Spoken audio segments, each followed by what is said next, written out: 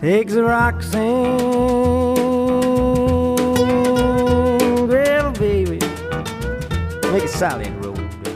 Le bouquin donc en fait commence très en amont de Dylan, puisqu'il s'agit de raconter en fait d'où il vient. Donc on part de la Lituanie, de l'Ukraine, des pogroms, tous ces événements qui ont poussé sa famille à émigrer.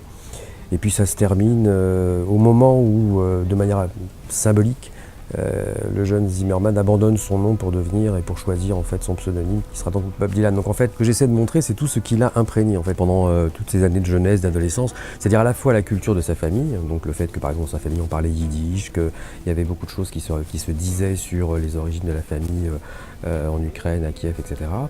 Et puis aussi le bain culturel dans lequel il vivait, c'est-à-dire cette Amérique juste après-guerre, avec la guerre froide, avec le macartisme, avec le racisme, avec toutes ces choses qui ont formé le bain dans lequel en fait il a trempé pendant des années. Au départ de mon interrogation sur Dylan, indépendamment du fait que j'aimais la musique de Dylan, indépendamment de ça, il y avait vraiment une interrogation sur l'identité. Comment le modèle américain fonctionne-t-il si bien d'une certaine manière au point de faire de quelqu'un qui au départ donc n'a aucun des éléments et des ingrédients de base de entre guillemets l'identité américaine, au point que cette personne va finir par devenir quelqu'un qui est vraiment aujourd'hui dans la presse. Quand il a eu le prix Nobel de littérature, il y avait dans des journaux aussi sérieux que le Washington Post ou le New York Times un certain nombre de papiers dans lesquels on expliquait que Dylan était un père de la nation américaine.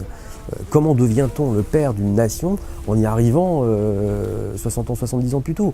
Comment ces gens en fait cherchent aussi à disparaître dans le melting pot américain. Il y a quand même le fait d'avoir changé de nom, par exemple, pour le grand-père maternel de Dylan, c'est tout à fait symbolique. On a pris le mot Stone.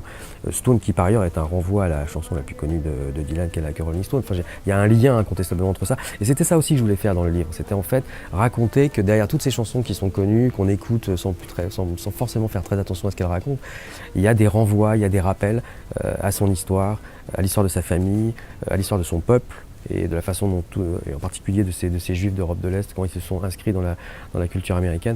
Voilà, c'était ça un peu le propos. C'est en fait d'aller chercher les spectres, les revenants qui en fait habitent la chanson et les chansons de Dylan en général.